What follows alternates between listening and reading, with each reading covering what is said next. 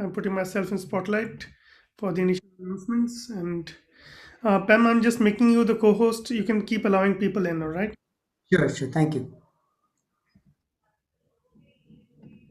Just keep allowing people in as they come. I'm just going to switch off play sounds and people enter. Right. It's time we can go live.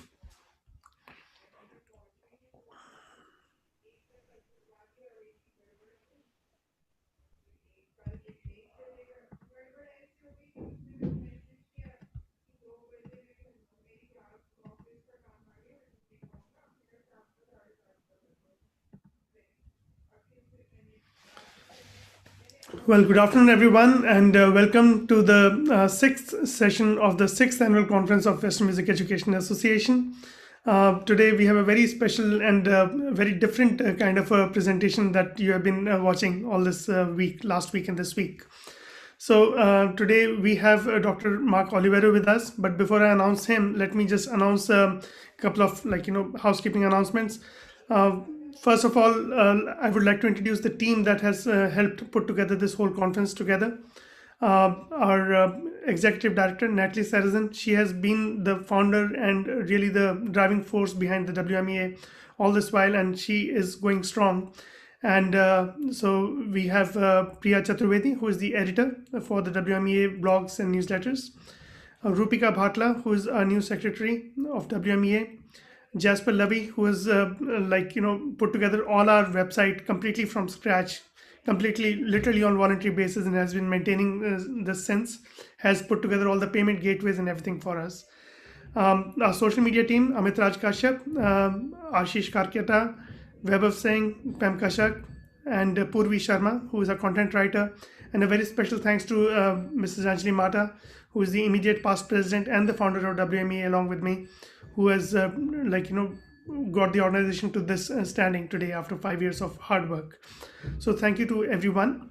And let me introduce, first of all, thank you so much to the Australian Institute of Music for supporting our organization for the past 3 years. And this year also they have been the associate sponsors with us. So here's a little video just giving you a glimpse of what AIM is about.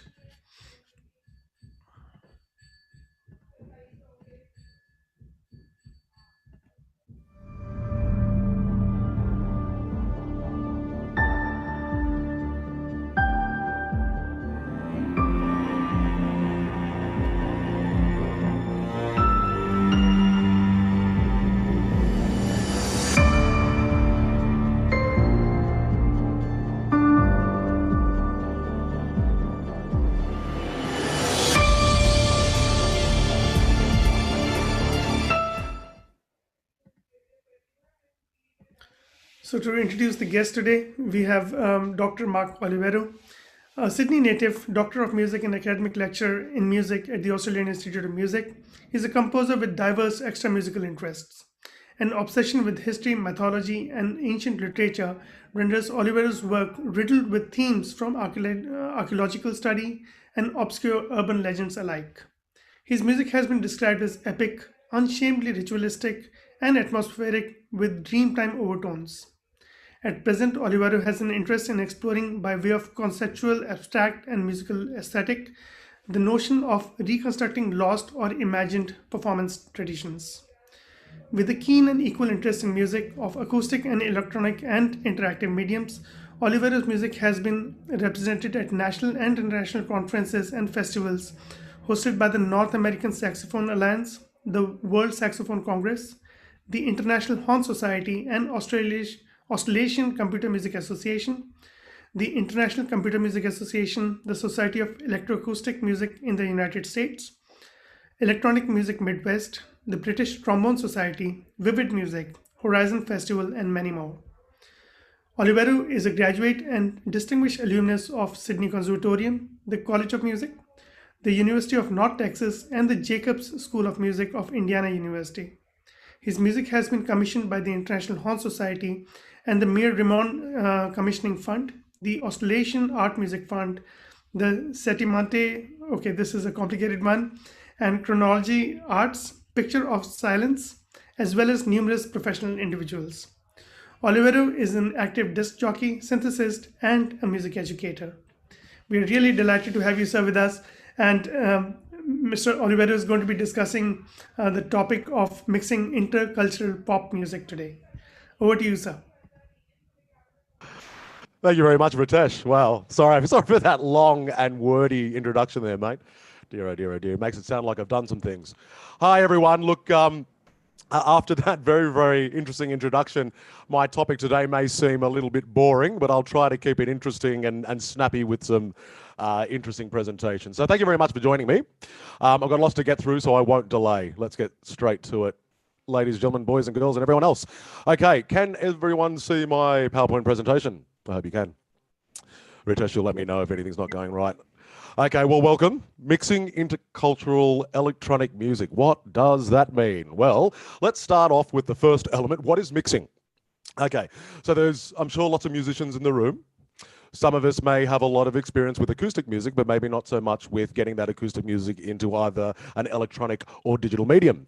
So that is where mixing comes in. Mixing, what is it? It's musical balance for your creative ideas. If you're a composer or a producer and you've got those ideas into your digital audio workstation, we're talking about musical balance. Technical balance, okay? So our musical ideas, when they're in your digital audio workstation or wherever you're mixing that music, you have audio elements that have technical and formatting requirements, and you've got to develop some level of technical balance between those audio elements. All right, that's another explanation for what is mixing.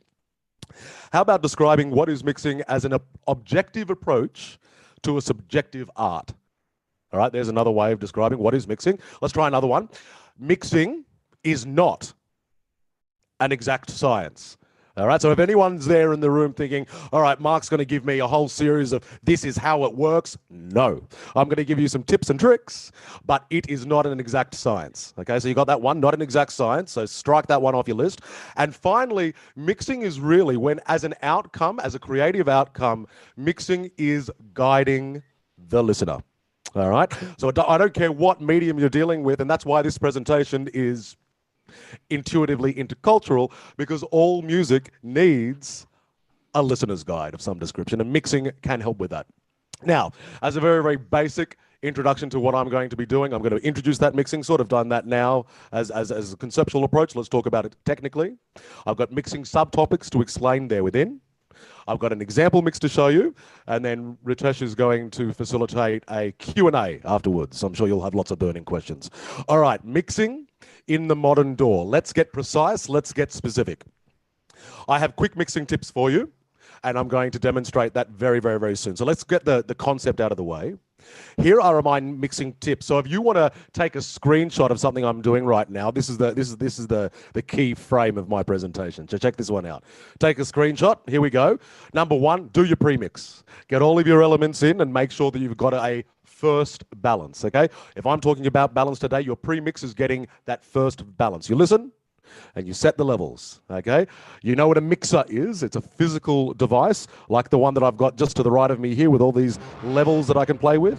Whoops, excuse me. My electronics are going off there. Pre-mixing is getting those levels balanced as you import the assets into your DAW the first time. The next thing you got to do is name those tracks. Don't forget that each of the tracks in your mix needs to have some sort of logic, even if you're using Logic. So name your bass guitar. Name your drums, the drums. Make sure you have some sort of basic logic for your naming system within your session, okay? Track lay, that's the same thing, but we organize those tracks into maybe instrumental groups, and color coding helps. That's number 3. Number 4, using buses and auxiliary sends. I'm going to explain that to you. I'm dropping a lot of technical terms. If any of these are confusing you, don't worry, I'm going to explain it later.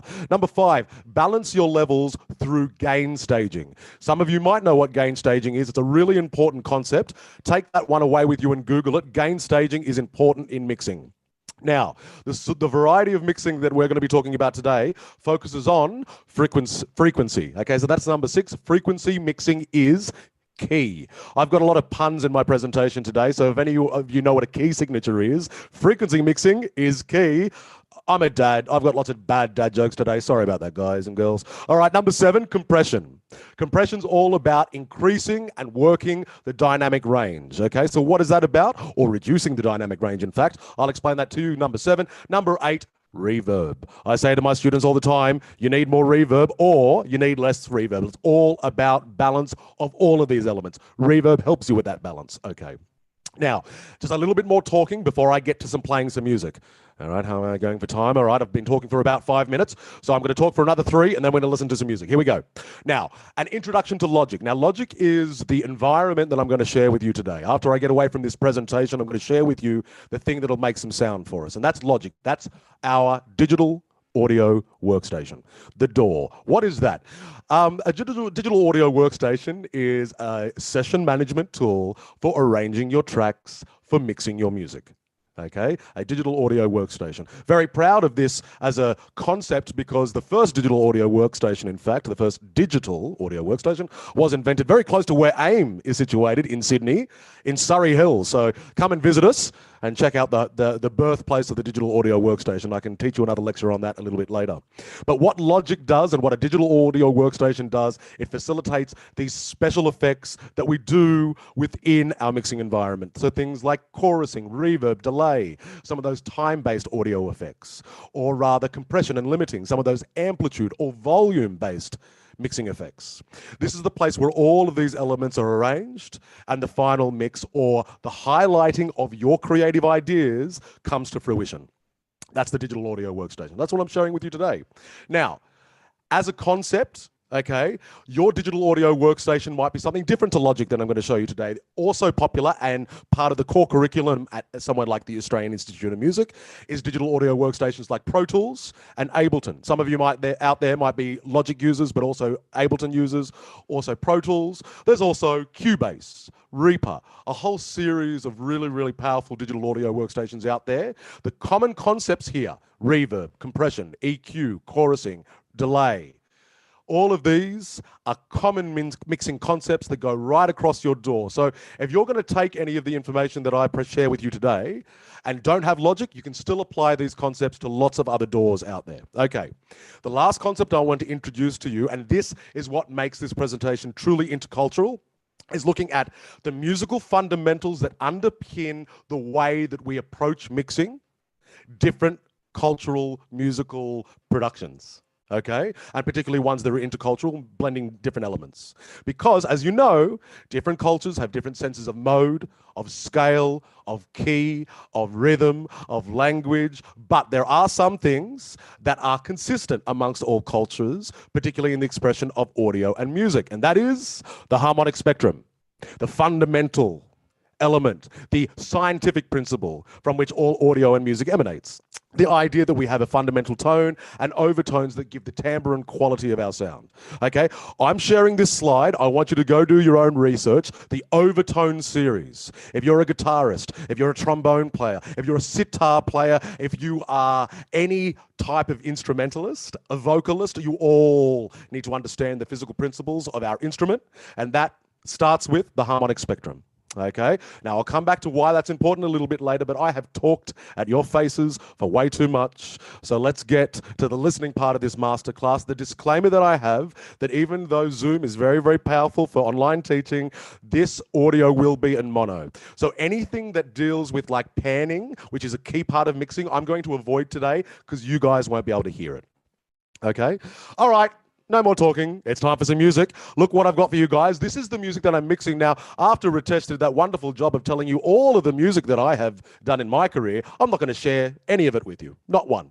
But instead, I'm very proud to share a student's work. Okay, 2 students, 1 undergrad and 1 graduate student that is at the Australian Institute of Music. One of those students is from India, from the Assam region, and his name is Dipanshu. He's a student of mine. He's just finished. Hopefully we'll be celebrating his graduation very soon. But this is a wonderful work of his that was developed in Cubase and then mixed in Logic with my assistance. I'm going to share it with you now. hopefully, when I flip over to Logic, you'll be able to see the logic element of my presentation. Here we are. And this is my intercultural example, a work from 2 students at the Australian Institute of Music. It is an example of intercultural pop music, and I am going to play you the raw mix now, and then we're going to go through the steps, the elements that I just spoke to you about, and we'll try to make this a better mix, highlighting the creative ideas of 2 students at the Australian Institute of Music. All right, here we go. Here's the example.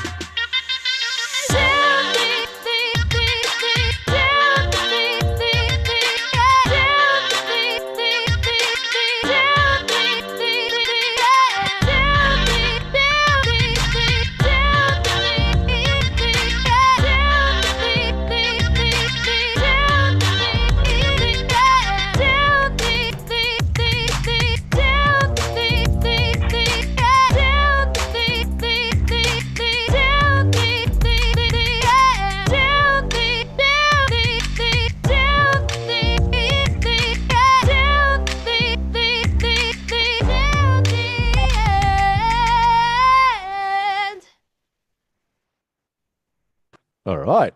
So, pretty funky track, huh? Some beautiful musical elements there. I mean, you must all be wondering, I mean, what could I possibly do to a piece of music like this to make it sound better? I mean, it's pretty bloody good. But there's always things that you can do. This is all about, I mean, my subject has beautiful form, has beautiful shape, but there's no shadowing.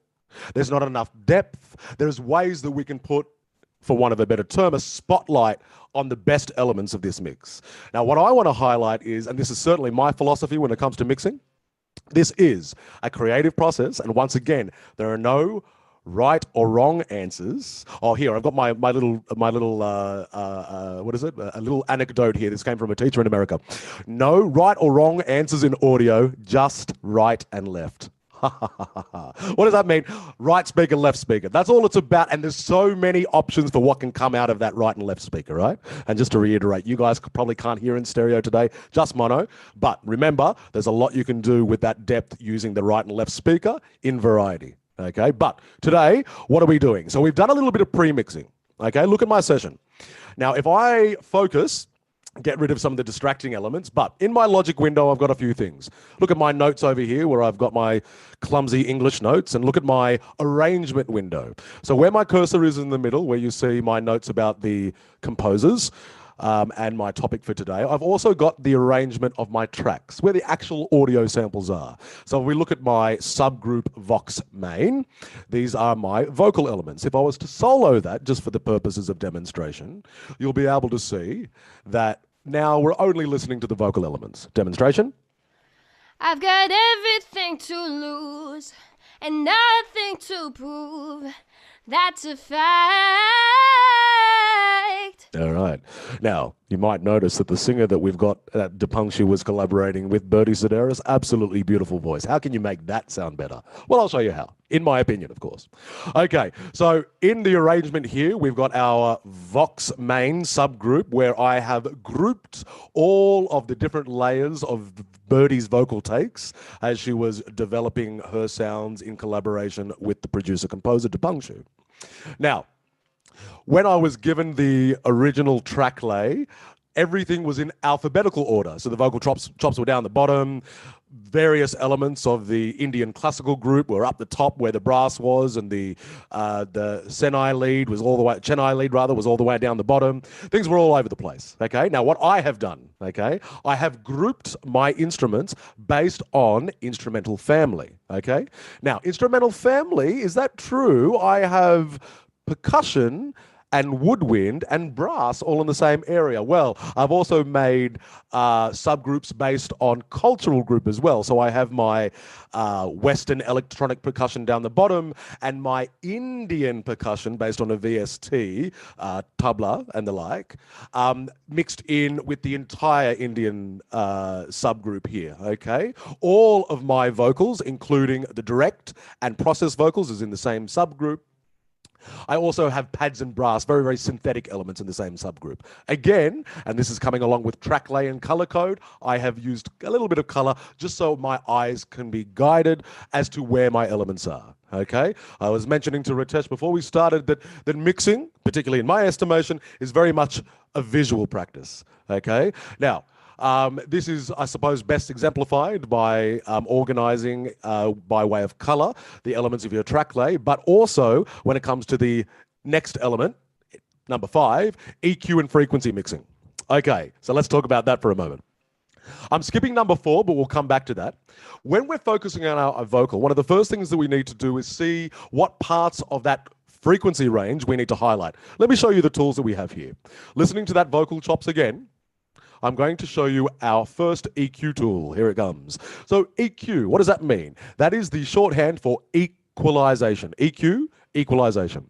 So your equalizer, okay, if I bring my Vox main equalizer to focus, shows you the frequency elements of each track. Okay, so if I play. Every time you let me go, you know you come back. Okay, and what you can see there is that our vocal tone is sort of sitting everywhere from 200 hertz all the way up to about 5,000. Sir, are we allowed to ask question? Yes, sir, absolutely. If you've got a question for me. Yeah. So how to identify that particular part in that frequency which we need to highlight, sir? So are you asking me how do I tell what frequencies are a component within a particular track? No, I want like within a while using equalization, either we're gonna use subtractive equalization or we're gonna use additive equalization, right? So how to identify that particular part where we have to like boost the frequency or? Yes. Okay. Well, look, this is an excellent and very, very informed question. So thank you for giving me a hard question straight away, mate. Cheers. Anyway, let's get to it. Here we go. So the question was, when you have mixing situations like this, how do you know whether to do additive or subtractive equalization? What the hell does that mean? I'll show you. Now, if we're looking at our particular vocal line, so here it is here, the main melody. Now, my friend asking the question was asking, in this particular example or any example at all, whether we should try out the plus or minus in the filtering system. EQ is a type of filtering. Audio filtering, just like all types of filtering, has a particular algorithmic tool that passes data and rejects data. Okay, in this instance, the data that is either being passed or rejected is frequency based. Okay, that passing or rejection is passed or rejected based on its amplitude level. Let me show you. Okay, so if we focus on Birdie's main melody, here it is again. Every time you let me go, you know. Okay, now to Mark, you'll need to just unmute yourself once, please. I've just muted everybody so they can't speak in the middle directly. Just unmute yourself once more. can you hear me now? Yes, yes. Thank you. Great, great. No worries. Okay, so sorry, you just missed me say, as our question was before, there's different contexts for additive and subtractive equalization, which is a form of filtering. Okay, so let me just show that to you right now as the sample plays. Every time Subtractive. you let me go, you know. You come back. And you can hear that that's taking frequency energy away from that particular track. Let's really open that filter up so you can hear it. Every time you let me go, On, you know. off. Every time you let me go, you know. Okay, so that's the subtractive equalization example. All right.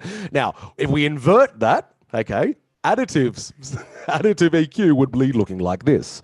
So you're no longer making a valley of your equalization graphic, you're making a mountain, okay? And it sounds like this. Every time you let me go, you know. You come back. So you can hear one is boosting and one is truncating, okay? Now, to answer the actual question, what is the context for all of these? That is very difficult to answer because every situation in which you apply EQ is different. Okay, so the way that I want to answer that question is to say, I tell students often it is dangerous to additively add EQ. It is much more sensible in general terms to subtractively use EQ because you start to get into distortion territory when you do too much of the boosting. Okay, it detracts from your gain staging and you can get into red line territory. Okay, these are all terms that I haven't described yet and I will get there. But that is an excellent question. I'm going to continue to address that through this lecture. Okay, so thank you very much for that. Okay, here we are on the EQ mixing element. But how does this relate to the actual elements that we have in this example? Okay, often vocal tone, like you can hear with my voice at the moment, boosts the bass tones when you get too close to the microphone. So what you need to do is use EQ to get rid of that overstated bass energy. Let me show you. In this example with Birdie, Every time you let me go. what we can do, just to highlight her a little bit more, is to roll off the bass tones. And what you'll hear, if we listen to in context without the EQ, Every time you let me go, you know. You come back. so when we then introduce that bass roll-off, and for the purposes of demonstration, maybe a little bit of boosting here, okay, just to highlight what is certainly in the tone. So as we saw before, her voice was sitting between 500 all the way up to 2 and 5K. So that's where the most of that amplitude energy is. We boost there and get rid of the bass sub energy. Her voice will pop out in this texture a lot more. Let's listen. Every time you let me go, you know. You come back. I've got everything to lose. Okay, you can hear that. Turn that off there, and you can hear how much duller it is in comparison. I've got everything to. I've got everything to lose. Okay, now, not the character we want, it is distorting her voice, but in the first instance, rolling off that bass energy will just stop too much of the bass end of the voice competing with the bass and the electronics and some of the acoustic elements. Okay. So, in a couple of instances, we're just going to roll off some ends, okay? We've got a little bit of rolling off here that we'll do on this track as well, just in a couple of places. Rolling off the bass energy and just boosting a little bit of the mids, okay, on some of the voices. Let's quickly have a listen to that. So we should be able to hear things popping out a little bit more. I've Yeah. All right. That's what we want. Now, if we really want this to stand out, okay, if we really want the amplitude across the spectrum of the voice to really stand out, so this is that overtone series that we spoke about before. All voices, all instruments have a particular character within the vocal spectrum. And if you want to boost that, okay, you can use something called compression. That's point number 6. What is compression? Compression is about reducing the dynamic range across a piece of music, across the time of your audio asset. So if we are looking to make the voice quieter where it is very loud and louder where it is very quiet, we added a little bit of compression. Reduction of the dynamic range, all right? This is particularly good for popular music because popular music is usually mixed to a point where it is in your face.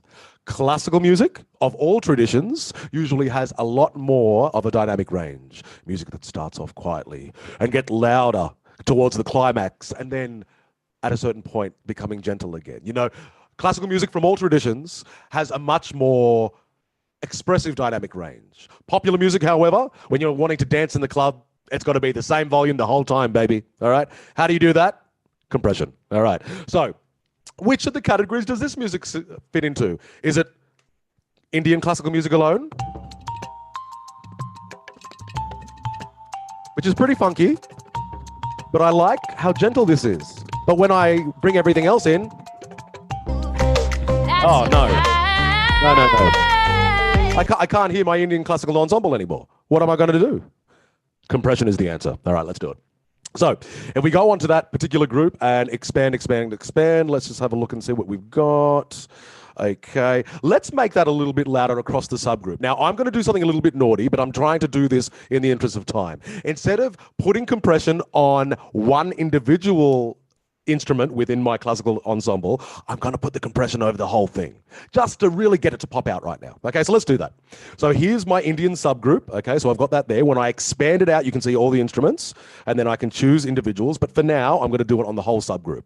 So if you go to your audio effects input here, okay, down the bottom, I'm looking for within the dynamic FX selection, I'm looking for a compressor. Okay. Now, I'd like to put forward that the compressors within Logic are very, very powerful. Very, very, very, very, very, very, very powerful. And what we have here, okay, is our basic Logic compressor. Okay. Now, what is compression? Compression, once again, is that reduction of the dynamic range. It's all to do with amplitude. It's all to do with loudness and volume. Okay. Now, I can do that by way of the output gain. But what I'm looking to do is to have my audio coming in and the ratio of loudness across my track to be turned up by a basic unit of measurement. So at the moment, we're doubling. I'd like to do a little bit more than that. Let's do 3:1, okay? So we are making our classical ensemble louder by triplicate. So good luck to us. Let's see how that sounds. Let's listen to them from about the same place as we were before. Let's see if they're loud enough for us. You can hear that. Turn it off.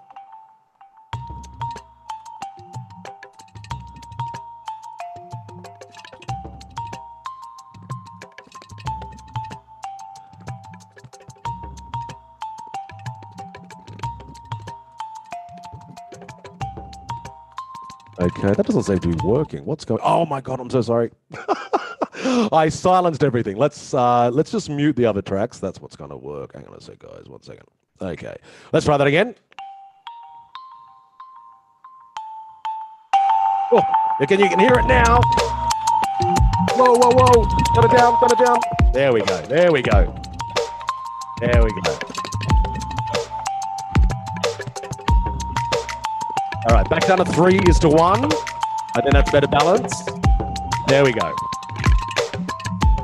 Very nice. Okay, so you can hear all of that detail just popping out now. So let's do that in opposite now. Okay, and let's see how that balances with the vocal to make sure that that compression is not too much. Let's go.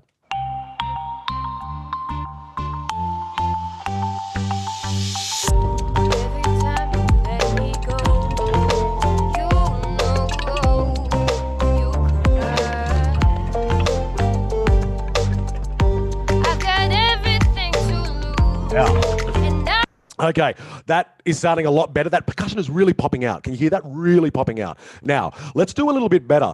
Now, as you can hear, because our Indian group is now flowing and popping out in the texture so nicely, I feel like I can't hear the electronic percussion or the vocalist well enough anymore. What's the answer to that? A little bit more compression. Okay, now, if I just quickly pop back over to my slides and just give you a little bit more text information when it comes to the various elements, I'd like to jump over to my compression part. I have as a golden rule for everything, whether it is equalization, compression, even session management. My golden rule, here it is, use things sparingly, okay? To preserve the dynamic range, you need to make sure that you don't overcompress, okay? Now, this piece of music that I'm playing for you is certainly an example of electronic dance music. Electronic dance music does have a tendency, particularly within non-professional engineers, to be over-limited. What does over-limited mean? Too loud, way too loud. No dynamic range. We need some dynamic range because music needs to give our ears a rest before giving us that punch in the face, okay? We need contrast. Now, this is not a composition lecture, this is a production lecture, but what is true about composition cross-culturally is contrast is key, variety is key. Unity when there is a chorus in songwriting, but contrast when there's a verse, okay? This is true right across musical form, okay? If we're talking about jazz improvisation, the difference between head melody and solos. If we're talking about electronic dance music, we're talking about the difference between build up and breakdown or drop. If we are talking about any other cultural tradition of music, it could be where there is high and hard rhythm and when there is no or soft rhythm, okay? So let's have a look at this, and we're looking at our balance now in order to use compression for the other groups that need a little bit of highlighting. So on our general vocal mix, okay, I think we need a little bit of compression. So let's just do that for the balance with our Indian group. Let's focus on those two. And again, I'm going to do a quick fix. Actually, no, I'm not. Let's do it properly. Now, our main vocal melody, okay, is where we're going to put our compression, okay? All of our, as you can hear, if we go right here, we've got a secondary vocal bus, which is like a harmonizer rather. And nothing to prove. That's a fact. Okay, so that's the secondary. We want to keep that one sort of flat in that instance, but highlight the original by compressing it. So the original melody, so that's the vocal melody 1 as opposed to the vocal bus, that one is what we're going to compress, the other we will not. As you will see, it will add a level of depth. Okay, even in mono that you're listening to at the moment, when you have two versions of the same track, one is compressed and one is not, that is called parallel compression, and it is an example of depth mixing and is a particularly poignant context for intercultural popular music mixing. Okay, so let's demonstrate this. Let's put a compressor, okay, on our main vocal line and not the bus, and then just increase that with a little bit of EQ boosting. Now, where's my friend that wants to know about additive and subtractive EQ? Here's a wonderful context for that. Let me show you. Now, and I'm doing this after the compressor. What am I doing with my EQ here? Now, without my my little brilliant pop that I've got there, what I'm trying to achieve after compressing is making sure that in the vocal line we can hear the air. What do I mean by air? From a frequency point of view, the air component or the brilliant noise component is everything from above 14,000 hertz, okay? And that is things like my breathing, the sound of very, very high-end noises like a guitar squeaking through fingerboard movement or something like that. All of those components of a sound sort of contribute to the overall mix. And it's something you particularly want to boost with the consonant qualities of human speech, okay? So I'm just boosting that a little bit. And this should really highlight the main vocal melody in the context of the rest of the mix. Let's listen to it. And nothing to prove. That's a fact. If we fall outside two men, oh, love me more. Okay, so you can hear that voice is really popping out now. If I turn the compressor off, you can hear that it's suppressed. And nothing to prove. And then with it on. And nothing to prove. That's a fact. Now, can you hear how you can hear her breathing a little bit?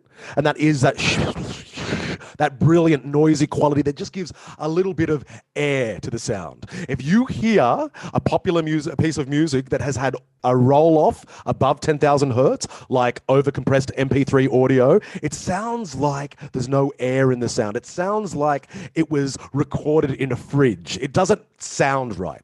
Okay, so if you don't want to sound like you've been recorded in a fridge, then make sure you boost your air. Okay, not a tip that I've got in my slides, but boost your air. Okay, it's another little trick from me to you. Okay, now this parallel compression where we've got compression on one version of the sound but not the other is really, really handy on electronic percussion. Electronic percussion often sounds really, really flat and can sound like there's nothing going on. Okay, so let's just listen to our electronic percussion outside of the mix.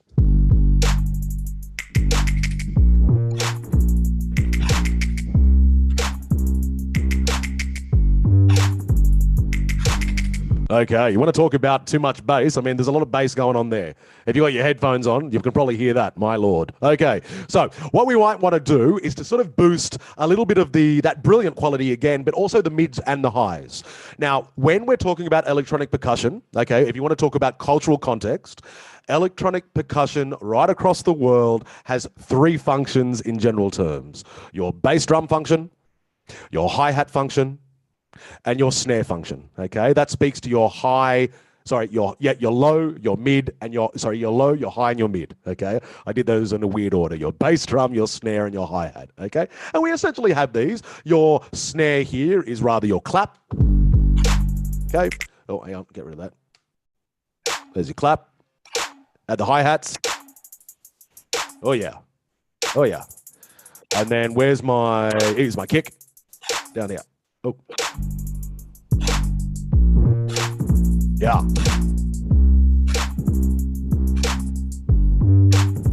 Yeah. Okay, but you can hear how that sub bass is just so overwhelming. Okay, so what are we going to do? We're going to do a little bit of what we call parallel compression. Okay, so parallel compression, if I engineer this into the set, and this is going to be the part number 4 that I missed over before. Okay, this is the setting up your buses to add mix depth. Okay, so just like I did with Birdie's voice, we had 2 parallel versions of her track, one compressed, one uncompressed. That gives fatness to one version and thinness to the other. That gives depth. We can do exactly the same thing, okay, with our electronic percussion. Now, what I would like to do, okay, if we go to our general percussion group, okay, as a subgroup, and what I'm going to do is I'm going to send a bus, okay, so you can see that the subgroup, okay, percussion electronic, this is my track down here, percussion electronic. Now on the mix window down the bottom here, I'm going to bus send. Okay. Now, if anyone doesn't know what I mean by that, this is an excellent question for the Q&A in a few minutes. Okay. I'm going to send some of the information from this audio track to a parallel auxiliary track. And then I'm going to put effects on that auxiliary track. Okay. So how do I do that? I set up a bus from the original track. Okay. I'm going to send it to bus 20 because we're in 2020. And if it fails, you know why. All right, so we're going to turn that up. I'm going to send about 1/3 of the signal to my parallel bus. Sorry about that, Ritesh. We didn't play in that joke, mate. Dear, oh dear. Okay, and on my parallel auxiliary track, that's auxiliary number 9. You can see that bus 20 is feeding it information. If I was to play those two together, I'm going to solo that one. And I'll solo my auxiliary as well. We should be able to hear them. There we go. You can see. All right. So you can see that auxiliary number 9 is getting quite a lot of information, really. Well, let's just turn it down a little bit. We'll send it at about 16 dB. That'll do. All right. Now, over here, we're going to do 2 things. Now, parallel compression is just where you pop the compressor on. Okay, you pop the compressor on your auxiliary track. Fiddle around with the settings until you got something that you like. All right, so we'll do what we did before. We're going to boost in triplicate, move our makeup down. Let's listen to that. Yeah, there it is. Turn it up a bit.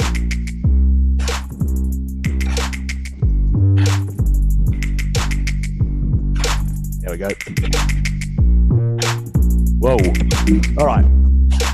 Now you can hear how loud that is, all right? But all of that energy is being evenly distributed across the frequency spectrum. Is that what we want?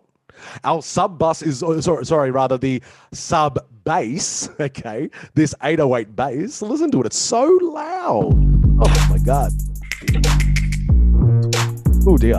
Our headphone listeners are probably hating this part of the presentation, probably too overwhelming. What are we going to do?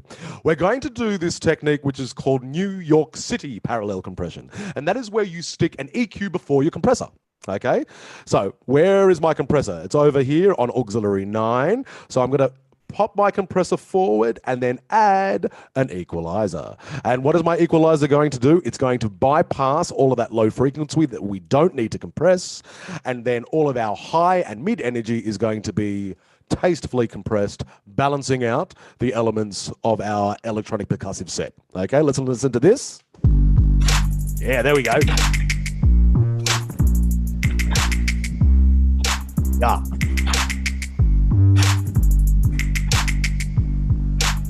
All right, so you can hear now, just like parallel compression of the voice, you've got a little bit of depth in what's going on. Now we have that clap and that hi-hat really popping out and balancing out what's happening in that very, very energetic sub bass. All right, now if we listen to that in context, I do hope that that is all popping out, and if it's not, my friend that likes to do the additive EQing, we're going to try that right now to strike some balance. All right, so let's listen to everything together in this part.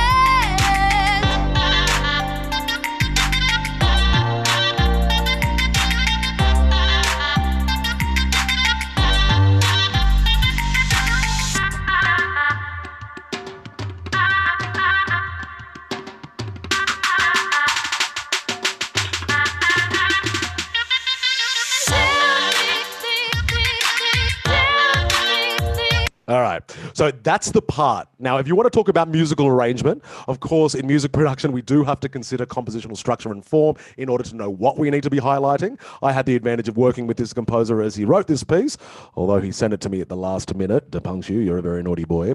But when this piece was delivered, okay, there was quite a lot of balance already going on, but a key point in the dynamic range is the drop, okay? So the electronic percussion is key for the drop, okay? So, I mean, let's actually give that a good listen. Let me do a few more things, and when we get to that part, bar 65, that is the drop, and we need to make sure that the percussion has maximum impact at the drop.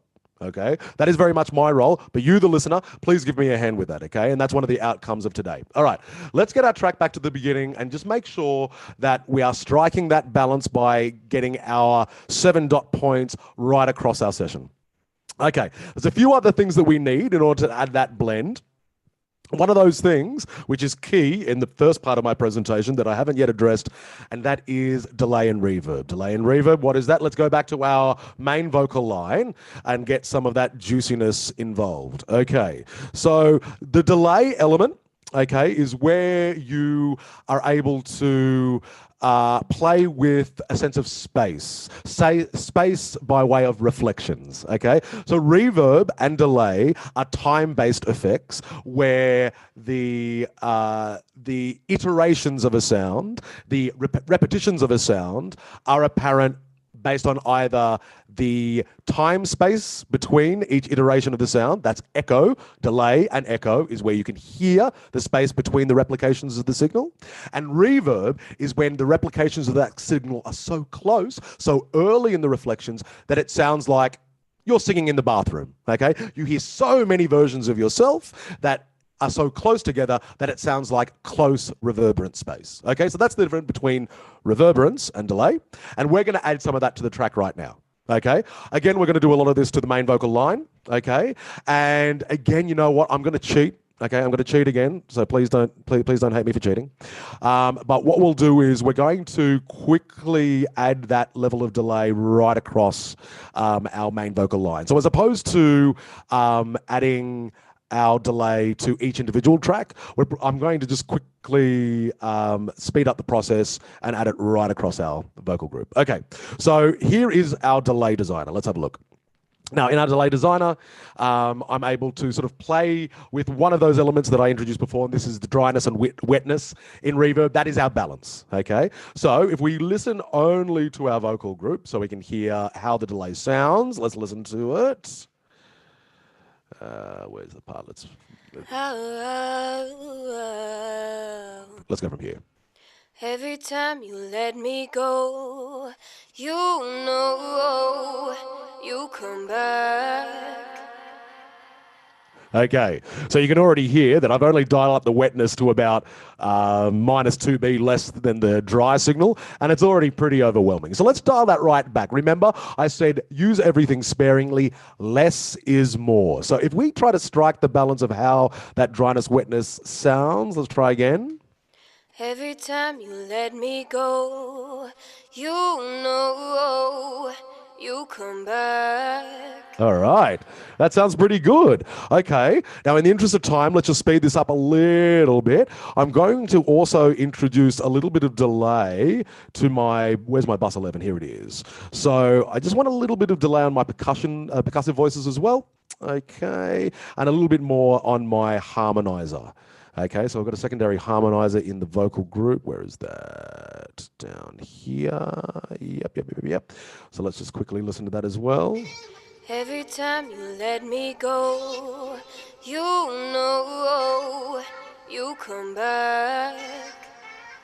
There we go. I've got everything to lose and nothing to prove. That's a fact. Okay. Now, I'm not sure whether I've got that wetness balance a little bit too loud at this time. So let's, if you're ever unsure about your balance, you've got to be listening to in context. Okay. So I've done a lot of mixing out of context. Let's go back to the full context mix. Listen to all of the elements together. All right. Let's just make sure that wetness is working. Every time you let me go. Yeah.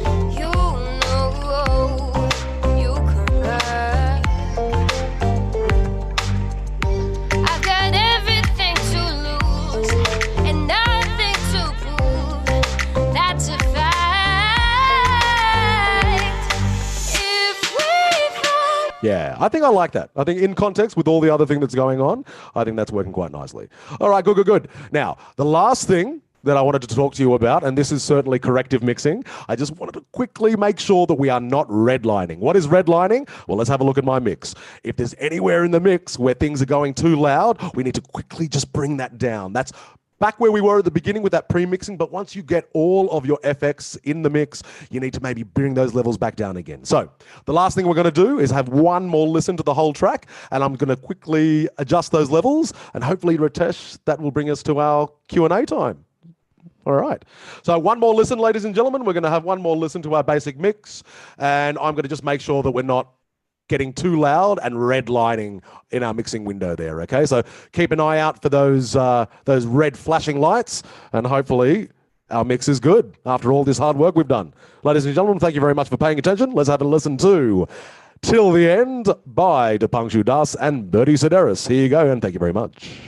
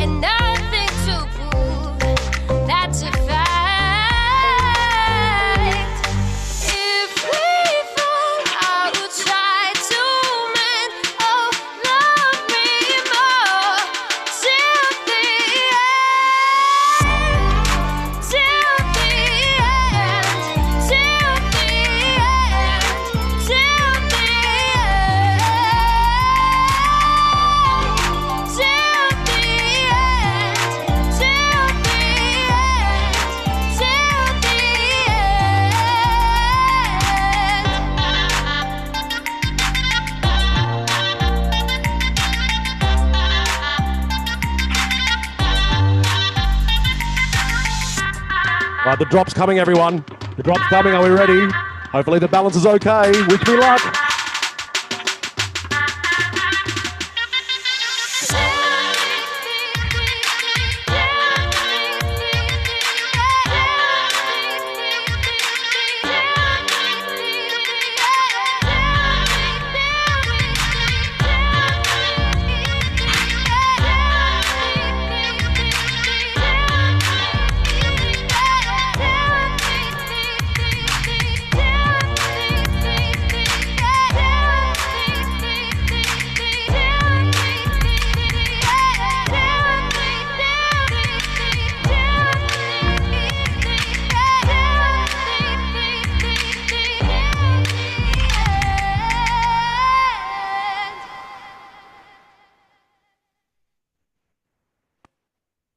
We did it, guys.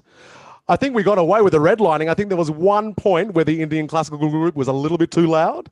The delay was very active. I think we could work on the delay maybe. But apart from that, I think it was all pretty good. What do you reckon, Ritesh? How do we go? Yeah, I think this is absolutely fantastic, Mark. Thank you so much for a wonderful presentation. I'm not a technical person with music production. I play the piano. So I'm not a technical person. I haven't spent time with Pro Tools or Logic or anything like that. But yeah, it's quite an amazing thing to see how the insight into how the music is actually mixed and produced. I do have certain questions from participants. Lovely. Please, Yeah. I'm ready. First of all, how do you use the knee parameter in the compressor? How does it impact the side chaining? How attack and release time vary with different genres of music? Lovely. So what was the first part of the question? Can you remind me of that? How do you use the knee parameter in the compressor, and how does it impact the side chaining?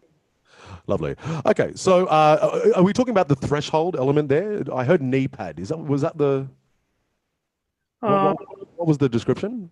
Abhishek, you can mute yourself. You can speak with him directly. Please. Yeah, the knee parameter, knee in the compressor. Okay, so let's have a look at my compressor. Now, I didn't have any active side chaining going on there at that point, but I can give a demonstration of a little bit of compression there if you'd like to see it. What was it about the side chaining compression that you wanted to find out in this context? Yeah, basically when not in this mix, but when we sidechain, like if I sidechain my kick to bass, so if how to use the knee parameter, if harsh knee or soft knee. Yeah. So look, knee attack and release sort of work together in the same sort of mode as your ADSR. Okay. So this is about the enveloping features. Okay. So, I mean, these are the elements that you just sort of have to massage in order to get the right response. If your response is supposed to be snappy, okay, you know that you need to have essentially no attack. Okay. Or rather, your attack is short. Okay, the same sort of goes for your knee and release. Okay, so they would sort of map themselves onto the decay and release sort of parameters of ADSR. So you need to sort of use them in the opposite way that you would use your attack. Okay, so generally speaking, if you want your compressor to be not pumping and breathing, which means having a slow opening and a slow close, then you need to have a snappy attack. Okay, by contrast, if you want things to sort of slowly gate on the end of the release and the decay, then you're going to have a wide, okay, knee and release, or a very, very loud one. Okay, so let's sort of have a look at let's use my context for compression. Now, where am I getting? I'm sending my compression over to the vocals. So let's listen to this. Oh my God, very loud now. Now okay, now I'm going to set up a new compressor here. Let's just do it between, you know what might be fun? Let's set it up between the Indian classical group and the vocals. Okay, that might be a lot of fun. All right, so what I'm going to do is I'm going to put my main compressor on my vocal subgroup. Okay, where's my compressor? There it is. Okay, I like the vintage FET mode. I usually get a good amount of joy out of that. Now, my Indian classical group, okay, is going to be sending the sidechaining information. So I'm just going to quickly set that up on bus 19. Okay, so that means that my sidechain needs to be bus 19, my Indian classical group. Okay, and I'm going to be passing as much of that mix as possible. All right, and then when I go to my vocal bus over here, okay, we're going to be widening the ratio, deadening the attack, opening up the knee in the release, and boldening the makeup by about the same ratio as our ratio. Okay, so let's just see what that does. Oh, look into my eyes. Now, where's the actual poppy bit over here? Oh, sorry guys, it's very loud. Sorry guys, sorry. Sorry about your ears there. All right, let's just bring my whole mix down so this doesn't blow everyone's ears off. But I'm just trying to see if I can get the input of the percussion to dip the main vocal line. Let's try that again. Okay, and actually, you know what I'm going to do? I'm going to get rid of my leads here. That's it. Just keep the percussion. All right.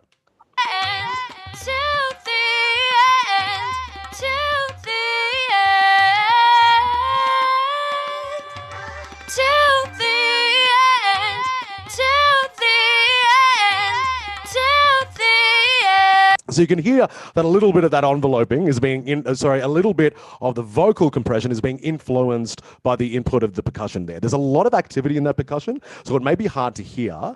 Let me swap that out for my main bass drum, and I'm sure you'll be able to hear this with a lot more clarity.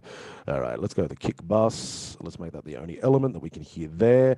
And I'm going to take my compressor that I had on my Indian group, and I'm going to move that over. Where is my electronic percussion group? There it is. And the Indian group's there. Okay, move that over, and then there it is. Good. Okay, so what I'm going to do now is try to get that input from bus 20, bus 20, bus 20, bus 20. Okay, where's my bus 20? There it is there. Okay, and my compressor is going to now be fed by bus 20. All right, great, great, great. Is that the right one? Yep, there it is there, bus 20. Okay, so let's try that now.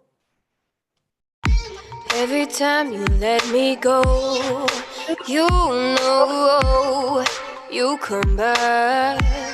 Now, if I invert that, you can hear that it's going very, very snappily along with my attack. If I invert that, what should happen now is that the attack will be graduated and the release will be much snappier. So the opposite of what we were just hearing. I've got everything to lose and nothing to prove. That's a fact. All right. Could you hear that? Hopefully you could. Might be hard in the mono, but that is look. It might not come over in the subtlety that is mono compressed audio in Teams or Zoom, but essentially what you're looking to do, okay, is affect either the breathing, which is the envelope of the compression coming in, or the release, which is the decay of that compression, which is either controlled by the attack or a combination of knee and release. Okay. Excellent question. Abhishek, you want to ask your next question yourself? Yeah, actually, I saw that the master level is reduced at -10. So Yes. is there any reason behind that? Okay, honestly, I reduced my audio output to -10 to make sure that my system didn't overload in the middle of my presentation, and I would be embarrassed because my audio wouldn't play. That's the only reason, my friend. I'm sorry. Now, but if you're asking me, do you have a question about mastering? Because I can answer it. Yeah. Okay, what is it? So what means different genre? Do different genre have different LFS level of mastering? Yes. The short answer is absolutely yes. The long answer is which one should you choose is I don't know. But I think what you need to do is think about the outcomes. Okay, now if I'm mixing this song, and really my context for mixing this song is that I want to take it to the club with me. Now, I can tell you now from personal experience, there's nothing more embarrassing than standing up with another DJ that you've just played behind, particularly one you respect, and your music is softer than theirs. Okay, there's nothing worse. So look, for a lot of EDM contexts, you actually do want to over limit. And look, what we teach at the Australian Institute of Music is that your headroom should be something like 3 dB, 6 dB, depending on the context. It could be anywhere there between, okay? But I teach in some sound design classes that if you're mixing for broadcast and your broadcast company is Netflix, you might be mixing to -2.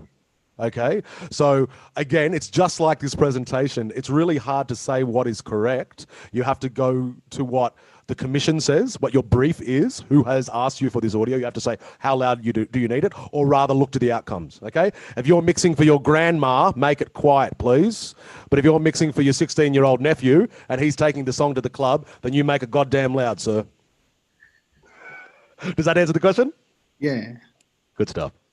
Thanks. Thanks, mate.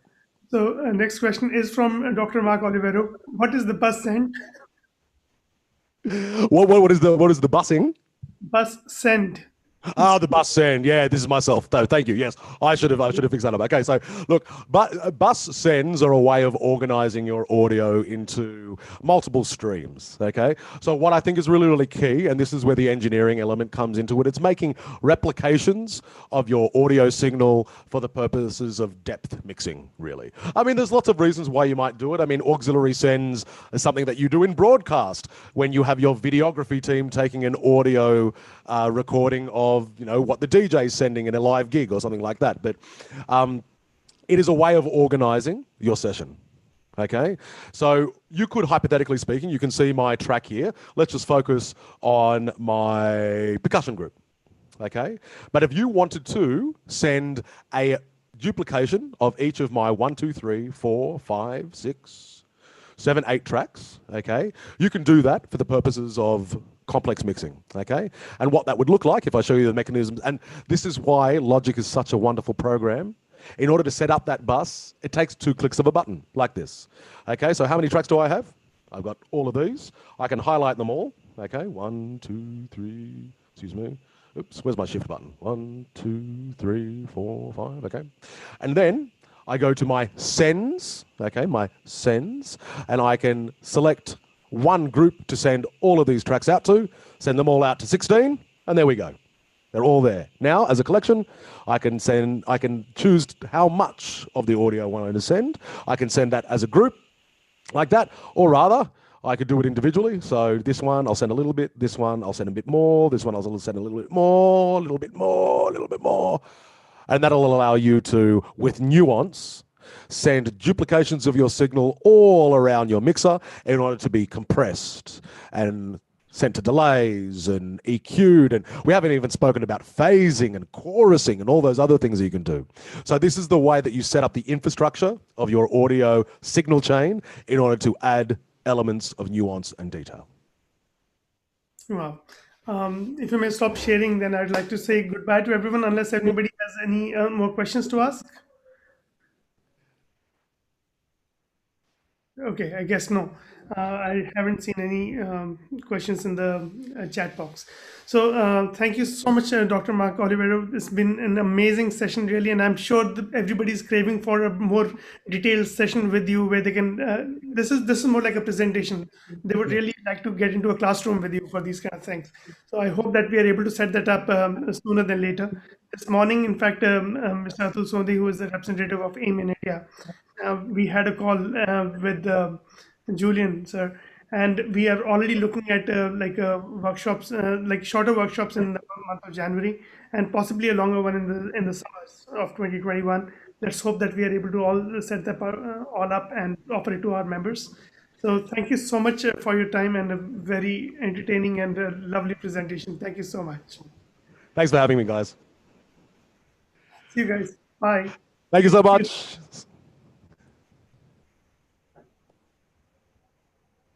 Thanks again, Ritesh.